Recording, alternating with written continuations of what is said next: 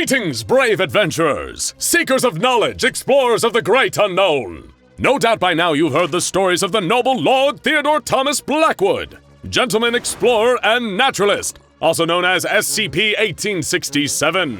His exploits are known far and wide, though some question the validity of his tales due to the simple fact that he is a neon sea slug and not a human man. Ha ha ha ha! These are, of course, fools! We have even covered Lord Blackwood before in a sea snail's fantasy, SCP-1867, A Gentleman. But never before have we taken a look at such a daring account of his work. Today we discuss a most curious hunting expedition, one that brought our Lord Blackwood face to face with the great beast, the Hard-to-Destroy Reptile, SCP-682 itself. What will become of our hero? What sights will he see on his journey? Let us find out! Tally-ho! On May 14th, 1883, months after nearly losing his life while climbing Mount Everest, Lord Blackwood received a letter at his London home. Upon opening it, he saw that it was a formal invitation from one Colonel Joseph Defont of the French army. It invited him to participate in a hunt for a monster known as the Tarasque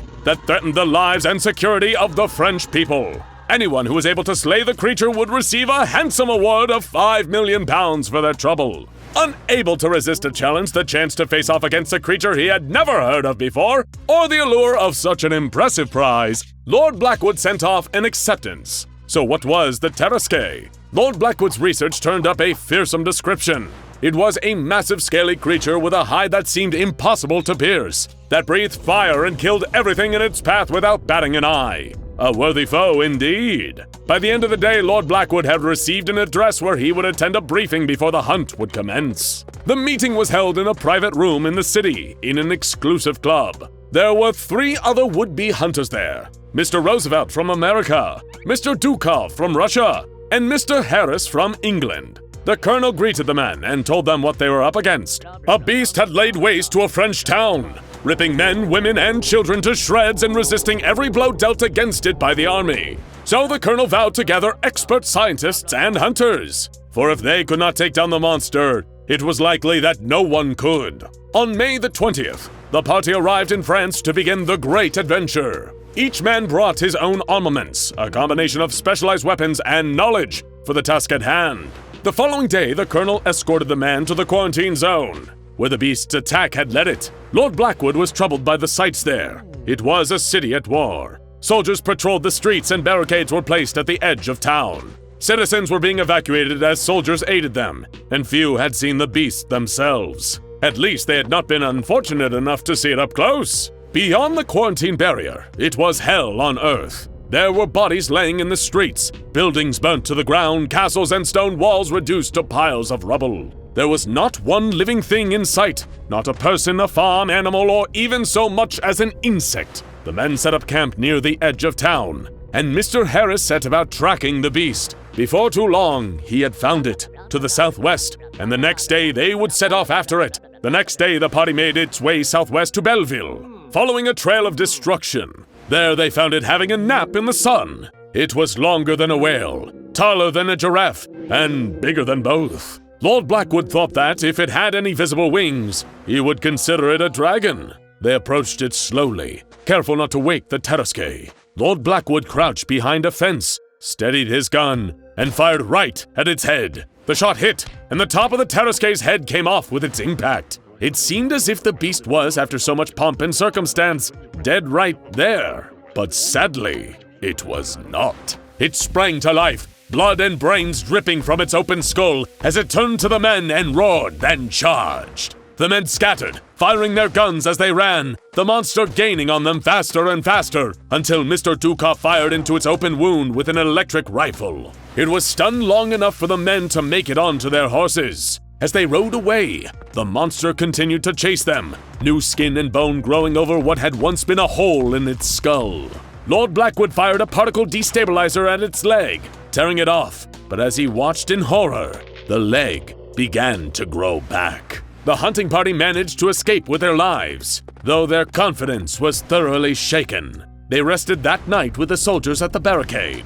They attempted to attack the Tarasque again the following day, but failed once more. The men realized that a simple gunshot, electrocution, or fire would not be enough to kill the monster. It simply healed too fast, and its tolerance for pain was too high. In order to kill it, they realized they would have to render it immobile and destroy its body so thoroughly that it would die before it could rebuild itself. And so, they decided to set a trap.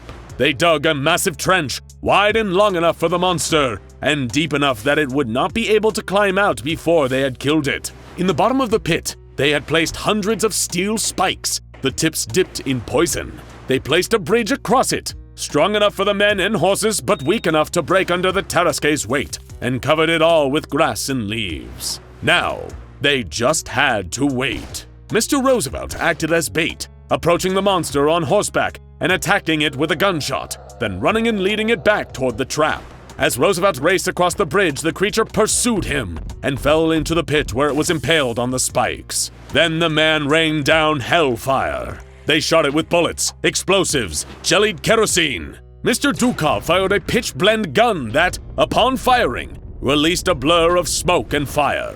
Once the fire had receded, all that remained was a skeleton. The men took the skull, charred from the flames, and planned to take it back as a trophy. All was well, or so it seemed. The men returned to the town with the monster skull in tow, and the soldiers cheered at the sight. They posed for photographs, and Mr. Dukov decided to pose with his head between the jaws of the beast. This was a grave mistake on his part, and the jaws closed tight around his neck, his head falling to the ground. The skull acted on its own, rolling and biting, all the while growing fresh skin and scales. It opened its gaping maw and shouted, "Vous me rendez malade." Or, for those of you that are not familiar with the French language, "You make me sick." Screams ran out behind Lord Blackwood, and he turned to see the rest of the Tarasque's body. A headless corpse covered with stringy bits of muscle and slowly growing brand new flesh. It stomped through the field, crushing men and tents beneath its great feet on its way to reclaim its head. Mr. Harris ran for the bank vault to grab a weapon he had only referred to previously as his secret weapon. Lord Blackwood chased after him and found Harris pulling a large crate, which he opened with a sense of desperation.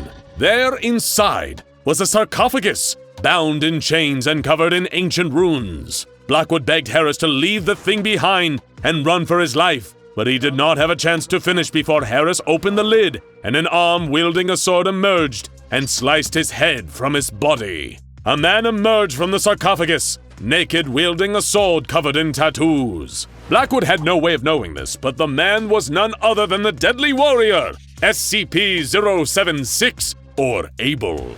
The mysterious man attacked Blackwood and Roosevelt, and though they tried to defend themselves, no weapon seemed to have an effect on him. He was preparing to deliver a final blow to Blackwood and kill him once and for all, when the Tarasque burst through the wall of the building with a mighty bellow. At the sight of the enormous monster, Abel turned his focus from the two men to the beast. And so the two seemingly unkillable creatures, driven by bloodlust and inhuman strength, began to fight. It took over an hour and left destruction and death in its wake. Abel armed himself with explosives, mounting them to his chest along with the pitch-blende gun, and ran towards the Tarasque. Knowing what would come next, Roosevelt and Blackwood locked themselves in the bank vault and prayed that someone would find them before they starved to death. After 2 days, the men were saved by a major of the army, who was leading a group of soldiers in search for any survivors. They were taken to a hospital and nursed back to health by the staff there, as well as a friend of Blackwood's named Henry. The major who rescued them told them that the colonel was dead, and so were 10,000 others claimed by the massive explosion. The Tarasque and Abel had both disappeared, and there was no indication of where either of them had gone.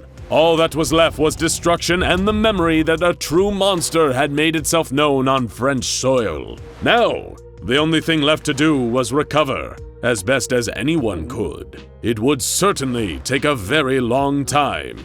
The army was very suspicious of both Roosevelt and Blackwood, as the only survivors of an explosion so large it had been seen throughout France. They demanded to know how the two had survived and what they had seen.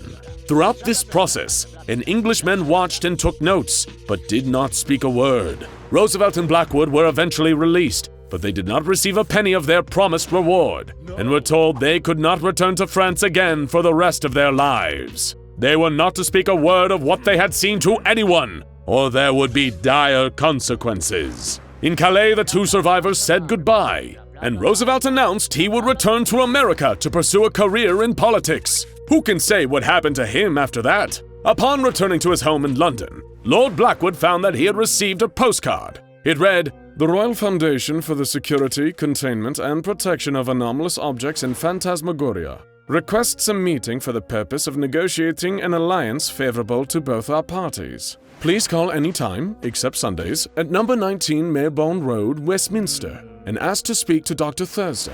Your discretion is requested in this matter." He was puzzled by this note, unsure of what to make of it. Perhaps he thought he could see what they had to say. After all, he was always curious and ready to explore new territory. Once he had recovered sufficiently, he would reach out to this strange group and see what they might have to offer him. And so began a new chapter of Lord Blackwood's story, one that included a mysterious organization called the SCP Foundation. Now go check out A Sea Snail's Fantasy, SCP-1867, A Gentleman, and SCP-682, Ways the SCP Foundation Try to Kill the Hard-to-Destroy Reptile, for more about the two anomalies featured in today's thrilling tale.